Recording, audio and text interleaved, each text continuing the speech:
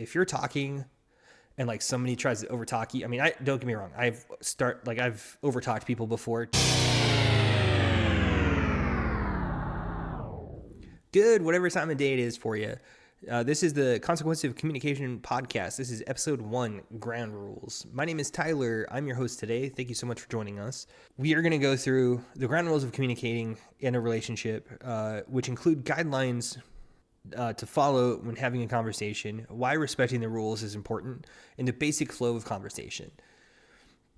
Because we need to have all of this stuff before we continue on into everything else. So this is the ground rules, the foundation. I don't even know if this is the foundation of it yet, but yeah, this is pretty close to the ground rules or to the foundation of it. I do have a question. Communication is something that comes naturally to all of us because we've been doing it for all of our lives, if you believe it or not. And we do it every day. We communicate with ourselves, well, especially those that overthink, that have an internal monologue, communicate with ourselves all the time. Those that are our friends, the people that we interact with, that we all communicate on some level, hopefully every day. I really hope you guys are communicating every day. The question I pose to you is that you should think about throughout this podcast is, have you ever considered investigating the best way to communicate to ensure your life is as smooth as it can be?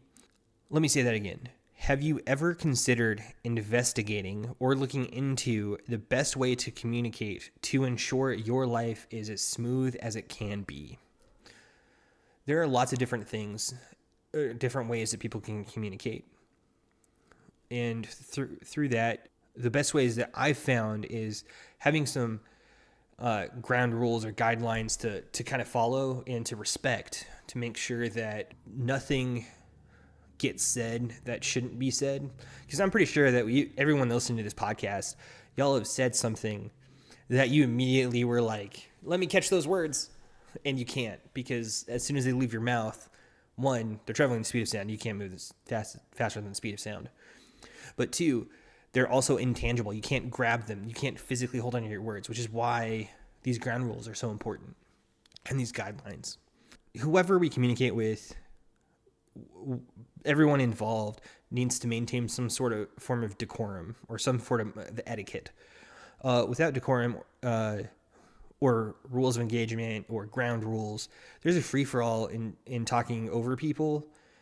I personally hate that. That's one of my biggest pet peeves, is if you're talking and like somebody tries to overtalk you. I mean, don't get me wrong. I've overtalked people before because I'm really excited and like, oh, I can correlate to what you have to say, and here's a story, like a little story to tell you that I know exactly what you're talking about.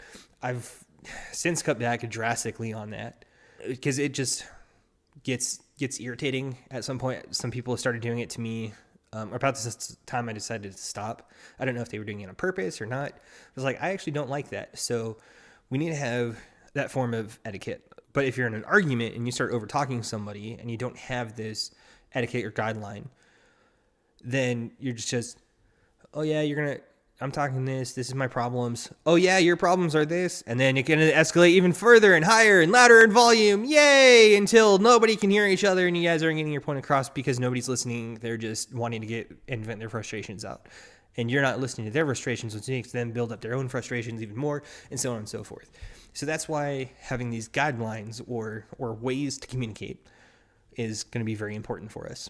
If that's not you and you're not really a combative person or like to raise your voice with the other person and you just kind of retreat into like your shell, that's not a very comfortable spot for you either, because then you're not heard, nobody listens to you, they're not taking what you have to say seriously, and you're just going to be trampled over. And that's not a good place to be either. So here's just a couple of ground rules. And of course, these have conversations with whoever. I mean, the conversation with your own rules and guidelines is dependent on what the relationship is. If it's a romantic relationship, everything needs to be talked about, really as like a precursor to anything else, or like once it's getting serious. But if it's like a coworker or a work environment, you don't need to tell everybody like, hey, my guidelines are you don't say A, B, C, or D. Okay, well, nobody was going to ever say A, B, C, or D, but you're just going to be ostracized or like set apart from in a bad way to be looked down on if you do that. But if you go into a work environment and you're just working and somebody says A, then you're like, hey, can you just not say that? I don't really appreciate it when people say that, whatever A is. Let me give you an example of these on this from my promises to y'all about communication. I did mention one last week, or on the last episode 0, who am I and why, consequences of communication. So I will not swear on this podcast. I'm going to keep it family friendly. That's kind of my goal, is because I know that if I do swear, that's going to ostracize some. If I don't swear, that's going to ostracize less, I think. I don't know. I haven't done the market research. I'm just going to be me and figure out where this lands. 2, I will do my best to read the comments, answer questions as they come on, whatever platform you're listening to this podcast on. So whether that's like YouTube comments or reviews on Apple Music or Spotify, wherever you get your podcast, I'm going to do my best to read those and respond to them in a timely manner. I will strive to provide the best content I can for you, my audience, to give you the tools to increase your communication skills and understanding. So you can go back to our question. Have you ever considered investigating the best ways to communicate to ensure your life is as smooth as you can be? I'm going to try and give you the tools and some of the skills that I've used to help smooth over communication, so that whoever I'm talking to, they understand what I'm saying and I'm understanding what they're saying, and then we can come to the middle and meet on an agreement. So some rules you may have typically with your romantic partner need to be discussed and agreed on by both parties. That's another thing. You can't just like go up to your romantic partner after you get serious and be like, or once you have a serious romantic relationship of like, hey, A, B, C, D, E, F, G, H, I, J, K, not going to fly. L, M, N, O, P, Q, R, S, that's good. And we definitely need to keep that going, whatever those are for you. And if they're like, no, then you have a discussion like, why did you say no? Well, first of all, A doesn't make sense because of this. Not just that it doesn't make sense, but like I need more clarification on A. That's a better way to say that it doesn't make sense, guys. Specifically guys, because guys are like, hey, it doesn't make any sense. Just know I'm trying to help you guys out. So you need to agree on it. Typically what I found is when you communicate on it, if you talk about how you're going to communicate, like, I'm not going to raise my voice at you, as an example, but you start raising your voice. Okay, well, you're raising your voice, and per our rules, we're going to give it a 15-minute cooldown period. Let's reconvene in 15 minutes. And you have to follow it. You have to follow it. Because if you don't, you're just going to escalate the anger, the frustration, that turns to resentment towards each other. It's going to go out of proportion. And that's just kind of the way it is. The way that goes if you don't follow it. If you overtalk the other person, you are not listening to their concerns. So if someone comes to you and is like, hey, I have a concern about this. Why didn't you take the trash out? And then, or whatever that conversation is. Like you're not listening to their concerns. They're legitimately trying to come to you and be like, hey, this is a problem. I see this as a problem in our relationship. And then you just ignore them. This is a big one. Number 2 is do not listen to respond. Listen to understand. If you are telling your significant other something you find important to you, do you want them to come back disregarding your point and blaming you for it? No, that's ridiculous and toxic. So if you want your partner to be respectful of what you're saying and understanding of what you're saying and trying to investigate that and trying to see that, then you need to do the same thing. You need to start communicating and acting the way that you want to be communicated to because of it. Because if you don't, then that's just hypocritical, leads down a bad path. There we go. That took a long time for me to say. If you don't understand something your partner is trying to say, ask questions. There's a right and wrong way to ask questions. If they're like, hey, why don't you take out the trash? Or, hey, can you take out the trash? Because, that even just that is, why can't you take out the trash is coming from like a negative mindset of it's like your responsibility is to take out the trash. And you failed in that responsibility, as opposed to kind of giving the benefit of the doubt side, be like, hey, can you take out the trash? Simple reminder, way more pleasant. But even the can you take out the trash is, can you take out the trash? I mean, I can't really do that because I can't do it insincerely. Y'all are smart enough. Y'all are intelligent enough to understand what I'm saying. Like, can you take out the trash, please? Sounds way different than, why can't you ever take out the trash on trash day? Every morning you need to take out the trash. Like, or, whatever that is. Continuing that example. Can you please take out the trash? Hey, I'm in the middle of doing something right now, but I'll get to it later. Like, you understood, you acknowledged what the ask was taking out the trash, and then you said that you were going to get to it after you were done with whatever it is that you're doing, changing a light bulb. Can you please take out the trash? No. Why can't you take out the trash? I'm busy doing something. What are you busy doing? I'm standing on a ladder changing out a light bulb. Okay, so that's kind of how you navigate that if you're getting the shorter answers, that not the full situation. Just instead of, can you please take out the trash? No. You never take out the trash. And then, of course, it just escalates from there. Nobody likes that. Here's another big one. Rule number 3, or a suggestion for rule number 3. Do not belittle each other. It's not just with your words. It's not just how you say it. It's not just with your body language. It's just not with eye rolling. It's all of the above. Do not belittle each other. Very important. Because you start belittling each other, you lose respect for it. If you belittle me, that just shows me that you lost respect for me. Therefore, I no longer care about you. Number 4, or rule suggestion number 4. If either person gets mad, understand their process for being mad. So when you're cool, calm, and collected, not irritated, not mad, not have any hidden agendas, just, kind of like the defining the relationship talk, the DTR talk. Or, the getting out of the situationship talk, whatever that may be.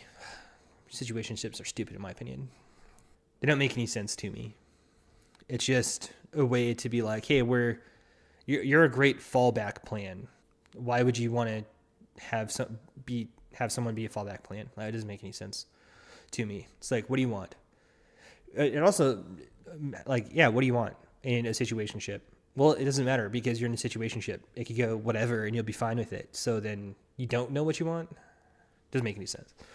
So whenever you're defining the relationship talk of like, hey, we've been dating for a few times. I really want you, like, I'm going to exclusively start dating you. And I want you to exclusively start dating me. And then you both agree. We're going to exclusively date each other.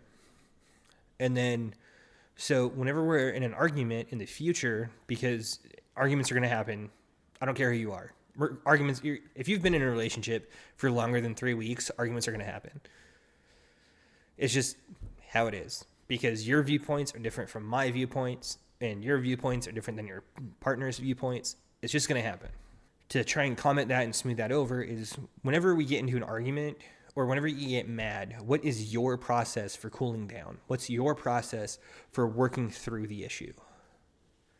Which is, I think it was a great question to ask. For me specifically, I'm pretty adept at self-analysis, I believe, when it comes to specifically my emotional state of mind. And I'll state it. I can't think clearly right now. There's too much going on. I am irritated or pissed off or mad or whatever, and I need some time. Give me like 30 minutes to cool down. We'll go our separate ways. I don't want to talk to you. I don't want to see you. Don't want to talk to you. I'm going to be in here for 30 minutes. Stay away. And then I'll go do something to distract myself for about 10 to 15 minutes. And then, so I can calm down, bring that like hot-headed temper or hot-headed, not temper, because I'm not really like that. I mean, I do get mad, but I recognize that I don't lash out. But then that comes down. So I cool off so I can then start processing what's happening and then check back in 30 minutes. Whoever it is that I said, give me 30 minutes comes in, or I go talk to them, be like, all right, thank you for giving me the time that I needed. So to make sure I'm understanding you clearly, you said A, B, C, D, and I responded with this. So A, B, C, D. Is this correct? Yes. So questions on A. What is this? What do you mean by this? Oh, I mean this. Okay. What about this? So, and then we're working through line by line. Will it be uncomfortable? Yes, but it's a lot better than just flying off the handle and getting mad and throwing stuff or breaking things or, oh, God forbid, starting domestic violence stuff. Like, do not do that. Like, that is why this cool off period is really important, and understanding how to handle arguments when the other person gets angry. Now, if you're in the conversation and you yourself are like, I'm cool, collected, this isn't irritating me or this isn't frustrating at all to me, then why is it to them? Well, if you love them, then you will give them the time they need to cool off. But make sure you check in with them at regular time intervals as previously discussed. Because you do want to make sure that you are working towards a resolution or a compromise in the future. That's all I'm really trying to say is you guys need to know how each other gets mad or like how you guys have arguments, and need to understand how you yourself have arguments and how your spouse has arguments, and then realize when it's getting to a point where you can't progress further in your communication to advance your relationship. And then make sure that you have a cool off period, whatever that may be, whatever you guys discuss. That's like I'm just saying you need to have something in place to help prevent some things from happening. Guideline number 5, state you have appreciation for the other person. In my previous example, came back after I got cooled off. Thank you for giving me some time to cool off. I appreciate it. And I appreciate you. I didn't say I appreciate you before, but I need to start doing that. Number 6, this is difficult for a lot of people. And I'm going to preface this with, I don't want to be lied to. Because if I'm lied to, then that means you've just discredited yourself for me. You've broken my trust in you because you've lied. So be honest with each other, regardless of how much it hurts. I would rather you emotionally take my leg or take my eye. I mean, I hope you guys, like, I'm correlating it to something physical to represent something emotional. But just like with my first and second divorces that I mentioned before, I mean, I just said that I got divorced twice, but there's emotional attachment to that. One of them seemed like they took my leg just above the knee. The other one, like, took my arms.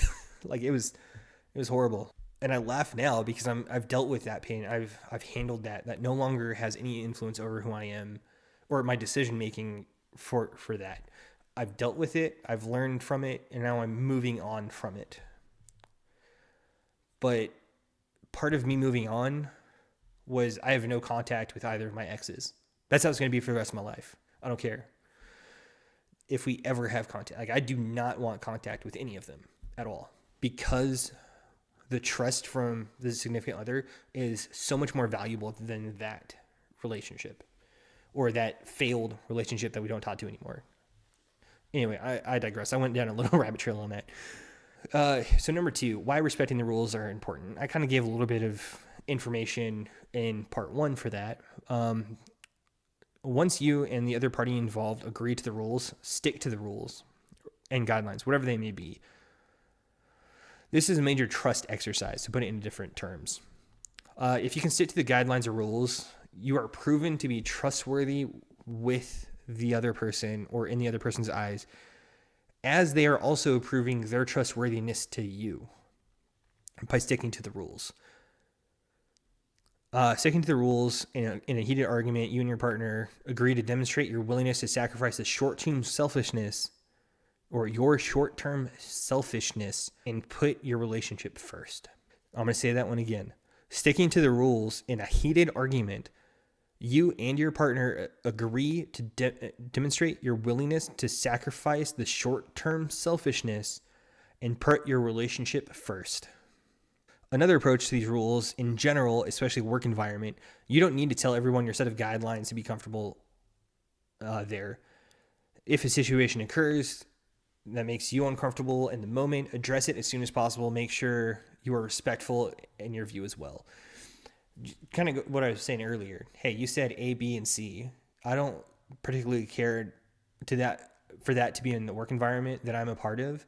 Can you please respect that and not say A, B, C? There's multiple ways to handle everything. It's just, are you handling it good or are you handling it bad? I think you guys are understanding what I'm saying there. So number 3, basic flow of conversation. I've kind of demonstrated this a little bit previously. The basic structure of a conversation is person A says something to person B. Person B hears through their filters or their life experiences what person A said. Person B says what they heard from person A. Person A thinks what person B said through their filters to make sure that they're saying what they said. Person A confirms what they said. Person B formulates a response and then repeats steps and switch A and B and vice versa. And that particular format helps get rid of, or it helps bypass, not get rid of, but it helps bypass the life experience filter, or well, actually, that's what it really is, life experience filter. Here, we'll just give an example. Let's use Kimberly and Josh as the people in this example. Kimberly comes to Josh with an issue. Kimberly asks Josh if this is a good time to discuss an issue she has. Josh says yes, it is a good time for her to discuss an issue. Kimberly tells Josh the toilet paper keeps getting put on the toilet paper roll over when she desires the roll to be under.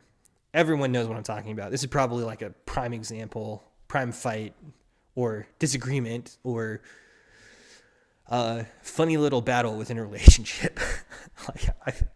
I think this is hilarious to use this example, but it's true. So Kimberly tells Josh the toilet paper keeps getting put on over the toilet paper roll when under is her desired way for the toilet paper roll to be.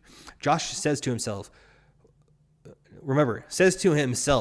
why? That's stupid.